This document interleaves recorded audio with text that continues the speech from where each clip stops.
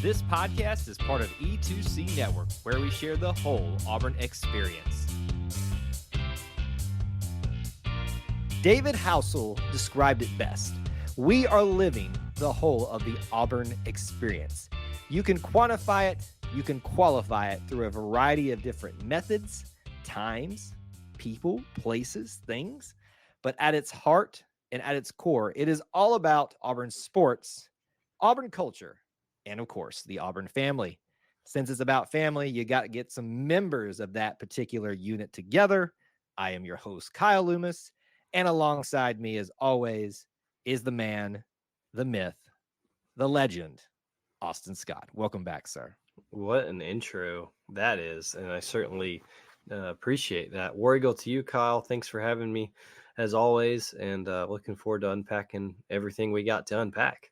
We have a ton to unpack, and I know we say that every week, but this is particularly one of those rare weeks outside of the traditional football schedule, but also spring schedule that there's plenty to discuss. And I would argue this is the last week of like big stuff that we know that's coming, because we're talking obviously in our main segments, if you're listening to this, right around the time that's happening, it was recorded, about the draft, about the transfer portal stuff that happened this week. We're going to get there. Hold your horses. But we got to get a full Auburn experience here. So let's cover a little Auburn potpourri, shall we? I think we've got plenty to discuss.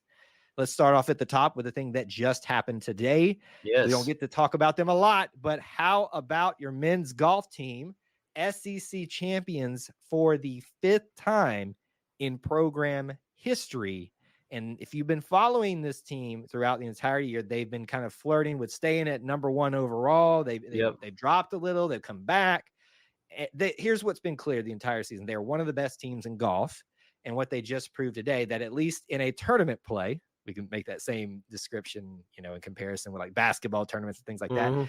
At least as it comes to tournament play, they are the best of the SEC. But congratulations to Coach Kleinard, to the boys. So proud. Got to see the pictures of them going over to Tumors and roll. And that's obviously the rite of passage of anybody that brings home a trophy. It was fun. It was really fun to watch and see that happen today. Yeah, no doubt. And, on the way there, knocking off Alabama, Arkansas in order to play Vanderbilt again today.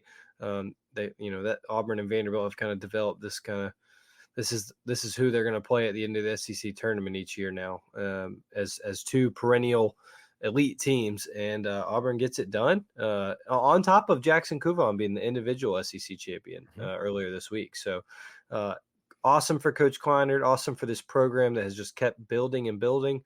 And hey, I love it. I love seeing, there's something special about Tumors being rolled spontaneously and right after thing, but I also really enjoy these, because you have to, for some of the smaller sports that also play elsewhere, these organized times of, hey, this is when the team is going to be there and the team is part of it, and they have a bunch of fans show up. So I think it was this evening when the team got back into town and was able to go roll Tumors together with the Auburn community, and that's really special. So congratulations to them, and we'll see. I think this team has a really good chance of making some noise in the NCAAs, and wouldn't it be awesome to see them back at Tumors Quarter after a national championship? And let me kind of bookend our years. I know we're not officially at the end of the year, but we're getting there, right? We're close. There's still some athletics to be finished out. But if you remember, Austin, way back at the beginning of the 2023-2024 athletic calendar year, wasn't even technically part of NCAA competition or anything, but the U.S. Amateur Women's Champion, Megan Scofield, got us started. And in a way, the men's team got us ended. At least, we're hoping for more, right? That's always what we're hoping. We think they're capable of that. But we're celebrating an SEC championship for the 5th time in program history. Hey, if anybody was pulling their weight for the athletics this year, the golf team was definitely it. That's right. The golf programs were it. So hats off to them. As we addressed, it is getting towards the end of the year. And that means some very bittersweet times for graduation. And I got to be honest with you, Austin. I know we sound like broken records. We've been doing this show. How long have we been doing this show now, by the way? Like a year and a half? A year and a half, I would think. Okay. Yeah. feels longer than that. And I mean that in a good way. I agree. I agree. But I feel like we've covered this a lot, that when we talk about graduation, it brings up um, good feelings, but also that reminder that you left Auburn. Now, some of us got to stay in Auburn, my Me. He's co-host, talking about me. but you leave Auburn as the student, as that experience That's part of right. it. So I only speaking for myself, I feel like you share this similar. I love watching the pictures and the graduation celebrations begin to happen and unfurl. But we just as a programming note, we will be off next week. I probably should have said that at the beginning of the show or pre-show, whatever. But we want to go ahead and talk about that now because we won't get a chance to really dive into it as much in as depth as sometimes we do. So graduation's happening, and little Auburn heart can't take it sometimes. Mm, But proud of it. Proud of everybody. No, absolutely. This is this upcoming week is the week of finals. So best of luck to all of you. First off, Goodness. Also, like Kyle said, we have talked about this before, and it does feel more often than just a normal graduation period. Maybe winter and fall graduation too. Yeah. But I said pre-show earlier this week. My wife has been taking some graduation photo sessions, and so we have been out on campus.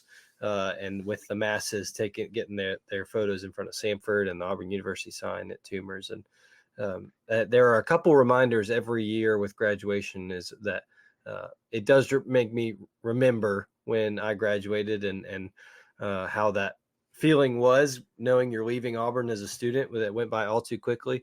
And then I'm reminded that I'm getting older because now I'm pushing babies around the Samford lawn while people are taking their photos, and two babies, and it does not feel that long ago. So it is bittersweet. I think my not knowing what I knew back then, 6 years ago. Yep. 6 years ago. When I graduated, that I would still be here. I would be my one piece of advice would be to come back as much as you can. And to carry that Auburn spirit wherever you go. It certainly doesn't leave you. And we look forward to seeing where this group of graduates goes and makes the more Auburn name successful as each graduating class does. Not going to cry. Don't cry. No homecoming videos. No homecoming. I was about to say War Eagle Productions is not here. So I'm fine. I'm good. I did think of one thing. Obviously, we tried to do a little bit of discussion pre-show just to pull the curtain back a little bit, but we probably should at least mention if we're not going to be able to do a show, at least that we know of right now. That's our plan, is not to do one next week. I will be on vacation.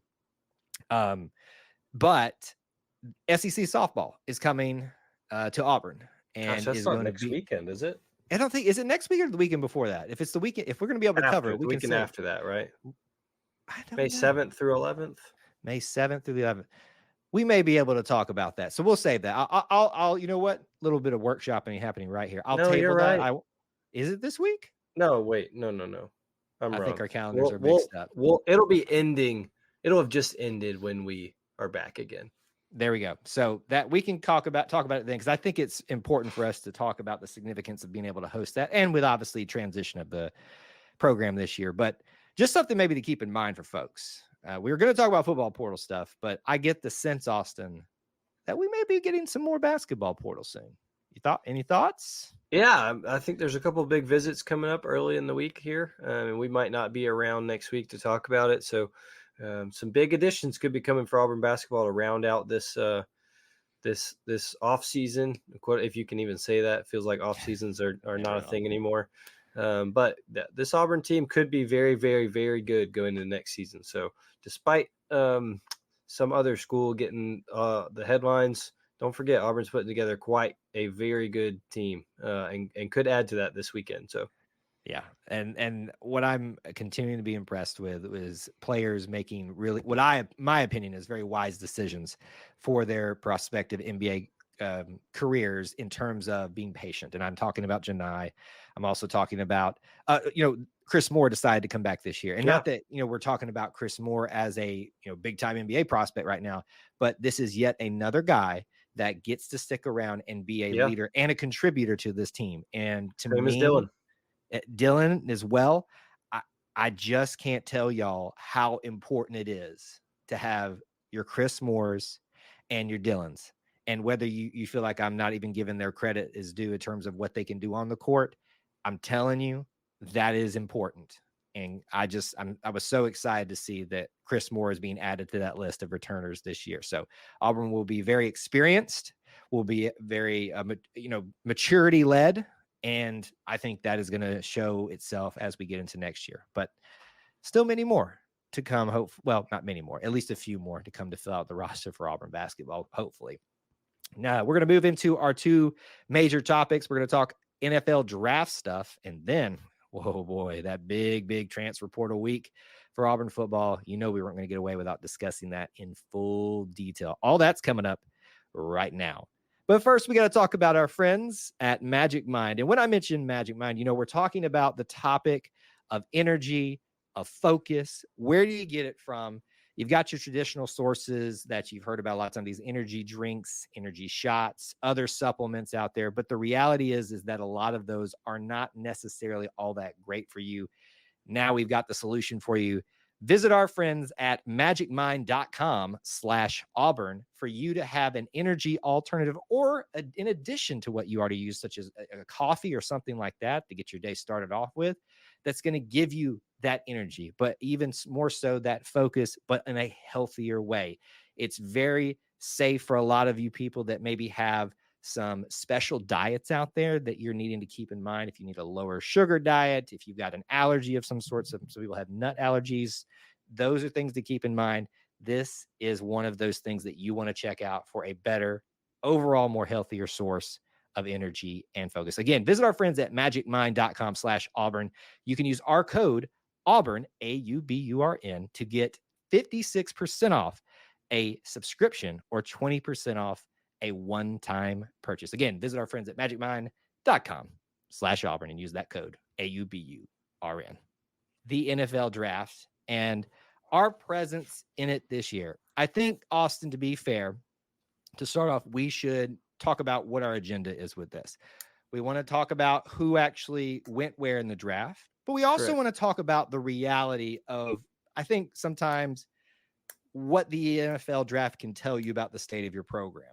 I think that's a fair way to go about this. I don't want us just to be like, oh, they only talk about the good things. And there's a lot of good with this. We got to celebrate the people that have their opportunities. And Auburn is a big part of the reason that they're having these opportunities out there. So to start off with, did this draft go about how you thought it would for Auburn in terms of number of players, where they went selected? What are your just initial thoughts about that? Yes, I thought that one or two of our guys might have shown up on Friday a little earlier than they ended up going on Saturday. But I didn't really expect much higher than Friday, fourth round-ish. And then we ended up mainly having all of our guys on Saturday. So it's about where I thought this group would be, primarily defensive guys. But, I think that, like you said, it's incredible for these guys, no matter what they are getting, to live out a dream. They did hear their name called, and they are going to, make an opportunity to be a professional football player. And I guess you can still call them, they're going to be a professional football player. Are they professional now? We'll debate. I know that that's another. Don't open that door. We'll open it in the next segment when we talk about portal. Pandora's box has already been opened there. Everybody's trying to stuff it back in. But anyway, hey, listen, we didn't do anything. That wasn't us. That wasn't anybody here. That's all NCAA. Are you saying it didn't have to be this way, Kyle? It did not have to be this way. Don't start that one. Okay, focus.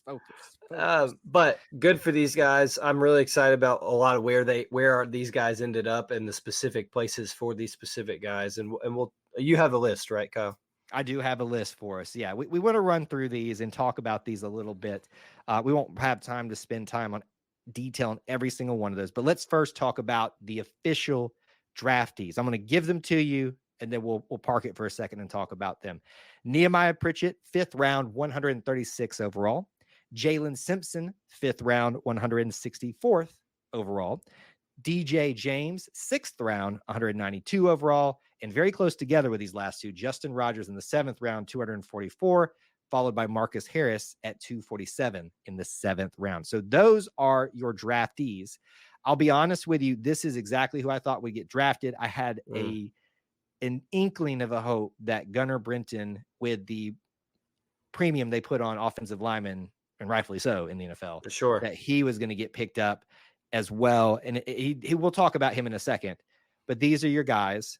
When I looked at the way they were drafted, to be completely honest with you, the first three, I literally would have interchanged a little bit. Yeah. And that was just my perception about it. But I think it goes to show you perception isn't always reality. DJ James was probably the bigger name out of the two cornerbacks, but he ends up going third of all the Auburn players. Nehemiah Pritchett is your first one. Just goes to show you that just because your name may be bigger may not be necessarily what sells you the most to a team. And it's got to be a fit thing, right? Like who is picking when, who's available before you, what you showed out in the combine. Credit goes to Nehemiah Pritchett for being the first one drafted this year. And, I would argue that DJ James was the guy that got talked about most on this team. And part of that's because DJ came over with a cool story, transferring over from Oregon as part of that kind of people used to blockbuster deal, BOGOs. We get Justin Jones, Robbie Ashford, DJ. Yeah, well, it ended up okay for us, but we're not going there. Should we even talk about that part of it too? Maybe on the back end. Maybe in the back end. Anyway, that was my initial kind of intrigue of these drafts.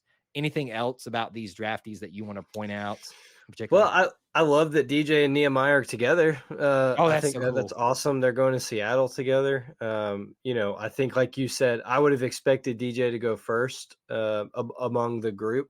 And so it is interesting that a guy in the same position goes to the same team around before him.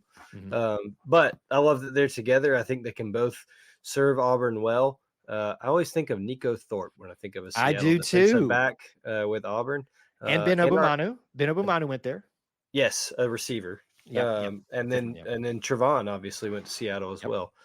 So I love that. I love those teams kind of having a history of picking Auburn guys. Jalen Simpson with the Colts, I think, is going to be a place he can really grab onto quickly.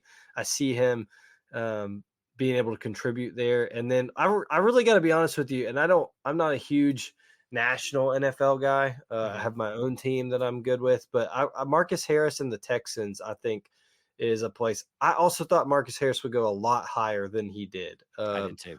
I thought that he had put on enough tape and enough stats to be able to prove that. And I think in-game stuff, I'm no NFL GM, I'm no NFL scout. I just think the stuff you do in-game is probably what matters most to me. And so I thought he should have gone higher, but I think the Texans are a young team with a lot of energy and excitement that I think he can find a way in there in that rotation quickly. I know it's the 7th round. I know it's very late and those guys don't always get to make the cut, but I'm excited to see where these guys get to go and where their careers take them. And here's the thing too, whether we're talking about draft picks, where you are in the draft, whether we're talking about stars and recruiting, it just goes to show you, and I'll give you an example right here. Who was, he lost the Super Bowl, but who was the starting quarterback of the San Francisco 49ers this past year in the Super Bowl? Mr. Irrelevant. Mr. Irrelevant, the final pick in whatever draft he was in, Brock Purdy. So it just goes to show you that if you continue to work hard, if you continue to put yourself out there and you find the right fit, great things can happen for you. Now, of course, I'm sure he wanted to win the Super Bowl. Who doesn't? But he got there. Mr. Irrelevant was clearly relevant. So whether you're a Marcus Harris, a Justin Jones who are in the final round, or any of these guys, because let's be honest, it's not, in terms of perception, the best draft overall in terms of numbers for Auburn, but it's still something to celebrate. And so congratulations to all these guys. Like you said, love the Seattle element to this as well. They're clearly pulling the Tampa Bay card of getting multiple Auburn players, but especially DBs as well. They're starting to catch on. There may be something going on there. For the rest of the crew that we have accrued just far, there may be some after that we're not aware of at the time of this recording, but this is the list that we have that have either free agent deals or mini camp invites. You've got Gunnar Brenton, who we just mentioned, going to Buffalo. Cam Stutz going to Baltimore. Avery Jones to Tampa Bay. And then 2 mini camp invites, Messiah Nasili Kite going to, I think it's San Francisco. I had that written down wrong. And then Zion Puckett was going to, help me, Austin. I The didn't write it down. Jets, New The York Jets. Jets, Jets. By the way, good luck to you Jets fans. I feel like something bad is just going to happen again. I'm It not always wishing it. does. I'm knocking on wood for you, but yeah, maybe Zion can make the team and be the one that helps be a lucky charm or something like that. Any of these guys that you want to give a shout out to or talk about for a second about, they didn't get drafted, but that doesn't mean that they're not going to have a great career. Well, and I always think, I'm never going to be in this position, obviously, to be drafted or have my choice of where I want to go. But I always think toward the end of the draft, I'm like, would you rather just now that you get drafted and you can say I was drafted, but Right. now that you're close to the end, right after we always see these guys start saying, okay, I'm going to training camp or I've been invited to the practice squad for this team. You get to have your choice though. And so I always wonder, if you're that late, which would you decide? So I think it's cool that these guys, if they got multiple offers, they got to choose where they wanted to go and what city they want to move to. But I do think, and you mentioned this pre-show, so I'm kind of piggybacking off of you. I think it's cool Mosiah got picked up by San Francisco. That's a really smart organization. It's had a lot of success over the last decade. And he didn't get to play a whole lot this year due to injury. So they obviously see something in him. And I think he'll be able to hopefully take advantage of the opportunity he's been given. Yeah, I think that's a good one just to keep in mind. Love to see people overcome adversity and get the opportunities and make the most of it. So we're going to be hoping that for him. I'll give a shout to Cam Stutz, one of those offensive linemen that's been around for a while in a very turbulent time for offensive linemen for Auburn and has been probably one of the best mainstays of consistency. He's gotten shout outs from several coaches and coaching staffs and leaders in very variety of roles there. He's had a lot of offensive. He's probably had, thinking back now, was he here when Malzahn was here? I don't know, man. I think so. I feel like Cam Stutz has been here forever. So he's probably had a minimum of 4 offensive line coaches. At least. And then maybe 3 head coaches. So a guy that's transitioned over through turmoil and now is getting his opportunity to go out there and show he's compete. So I just want to give him a little bit of a shout out. As final thoughts on this, we could talk about the bow angle of this. Maybe we talk about that save that for another day, because I think that's maybe we could hash it out for a second. He's wearing the good colors again. That's all we need to say. That's all we need to know. Back in the orange and blue. I would prefer him in the Chicago Bears orange and blue because that's closer to Auburn shade, but hey, we'll take what we can get at this point. Yeah. If I'm just being picky. The perception around Auburn, and you saw several people talk about this in the media, about if this speaks a lot to the state of Auburn's program. And I hate, it's a true take. I hate that we have to say that too, because we're almost taking a little bit away from the guys that are trying to celebrate this. Right. But it is a reality, right? Let's not ignore that nobody's drafted below the 5th round for Auburn this year, or the 3rd day of the draft. It does speak to what's happening in terms of quantity, in terms of where they're going. It's hard to ignore. Yeah, no, it is. And I mean, when you look at it, that is not something Auburn should be used to. It's not really something that the caliber of guys Auburn can recruit and develop should be the case. You should have guys, if you're at a place like Auburn, you should have guys that are at least going on Friday in those 2nd to 4th rounds. I think that has nothing to do with how hard these guys have worked on the roster now, on the roster in the past, or the guys that have just been drafted. But it has been a very turbulent time in the last 3, 4, 5 seasons that has caused a lot of dysfunction on the roster and guys moving around and guys all. I think you can look at the fact that the places that have the most guys drafted have the most consistency in terms of coaching staff and a parallel of their success being just consistent, not necessarily being elite, but being consistent. Auburn has not had that in the last, 6 to 8 years. And so I think that's hopefully something the Hugh Freeze era is going to change. I think it will. I think that we're already seeing that, identity and culture being set up in recruiting and being on the field. I think that's another part of this, though, is you have to look at this and see, And like you said, nothing taken away from the guys that were drafted. They contributed to Auburn, and they're going to get their chance to go to the pros. But they didn't have anybody drafted until the fifth round, and they had Alabama on the ropes. They Mhm. had they played Georgia hard. So I think you have to look at that and think that Auburn's on the right trajectory here. Now, Yeah. yes, is that a moral victory? Sure is. But look at where Auburn's been. You have to feel good about how year one went when you look at the kind of guys that the pros evaluate. Yep. If that's how we're going to evaluate a program, then I feel pretty good knowing that's our baseline. Yep.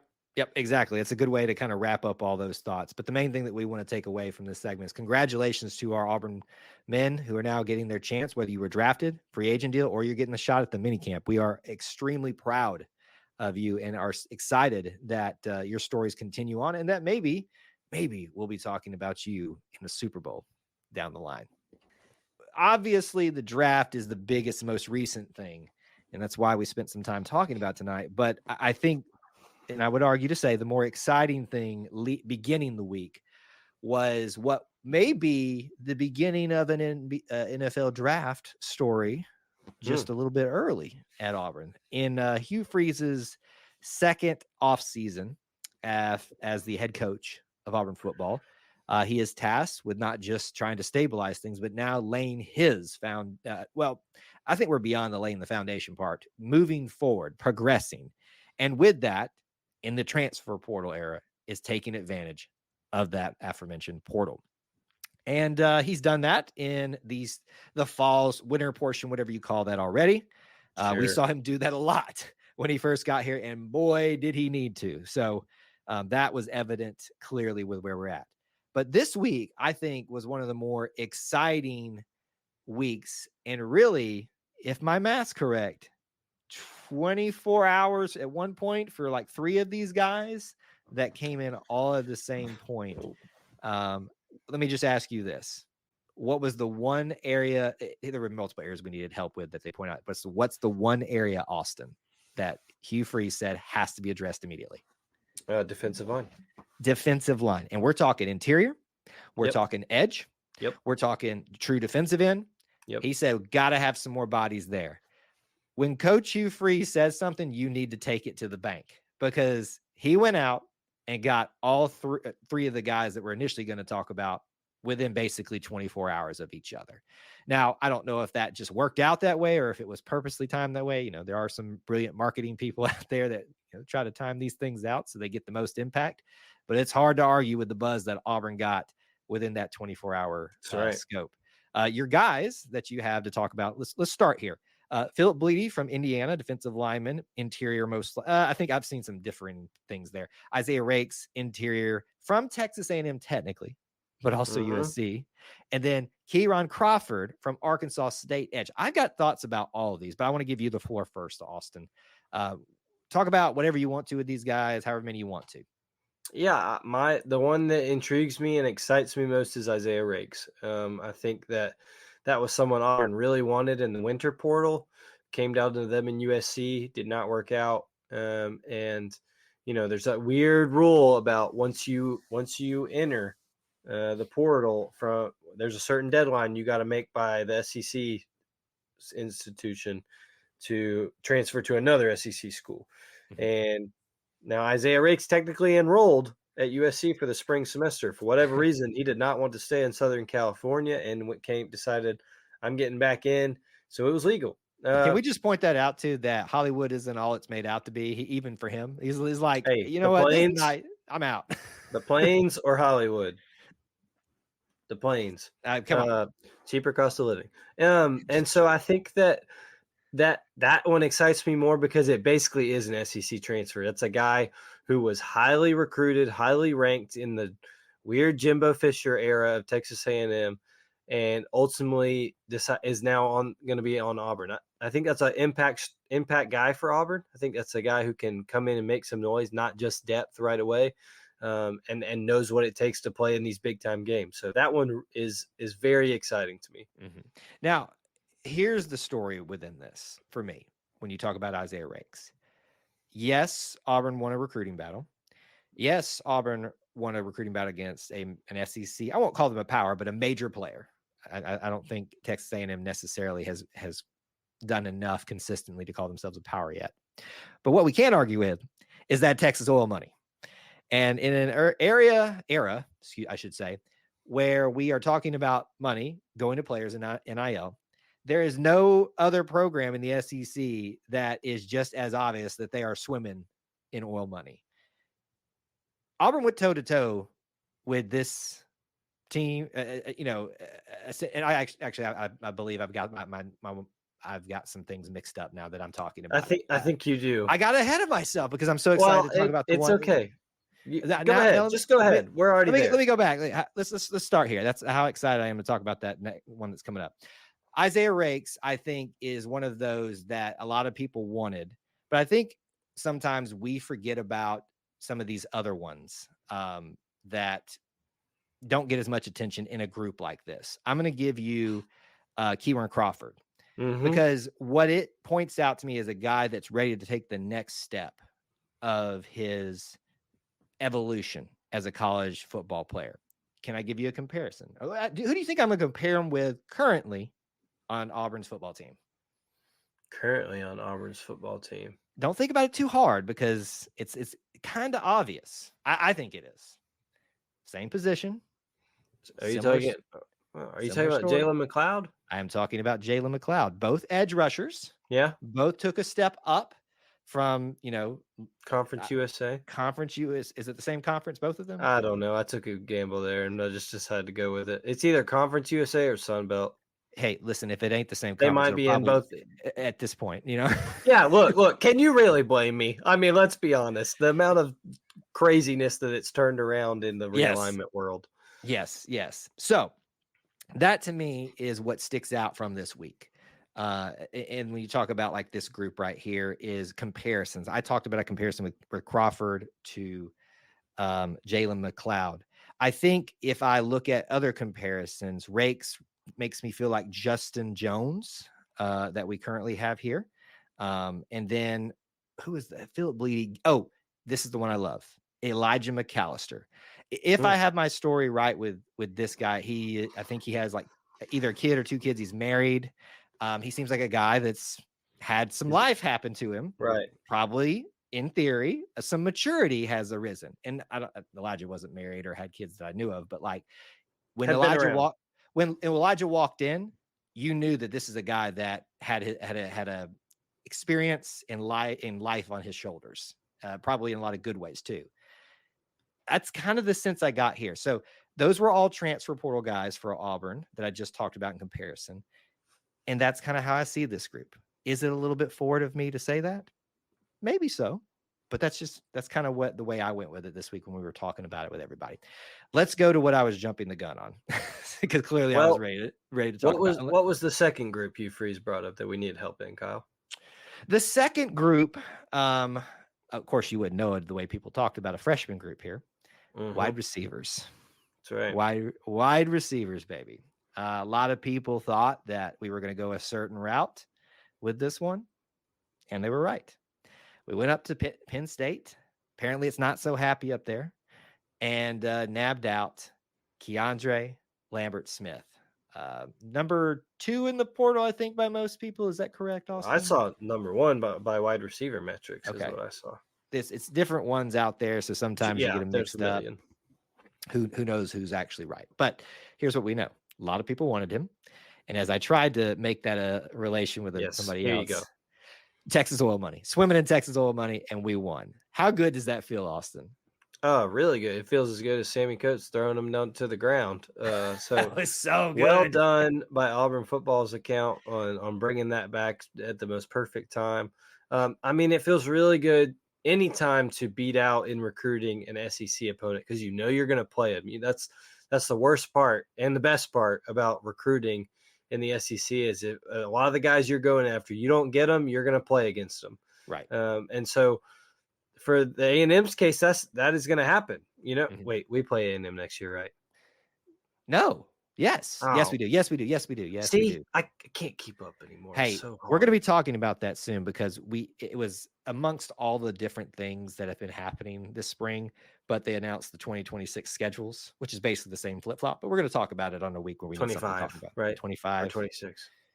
I don't know, man. 25. They're It's driving all us crazy.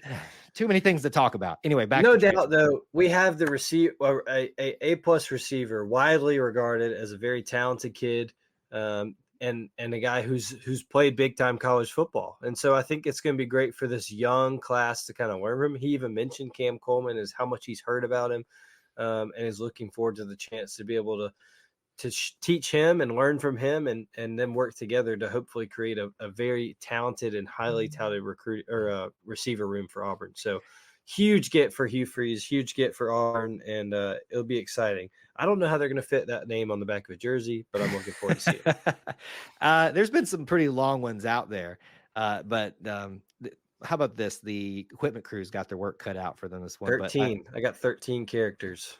13 characters to fit in on there. They'll find a way to do it, I'm sure.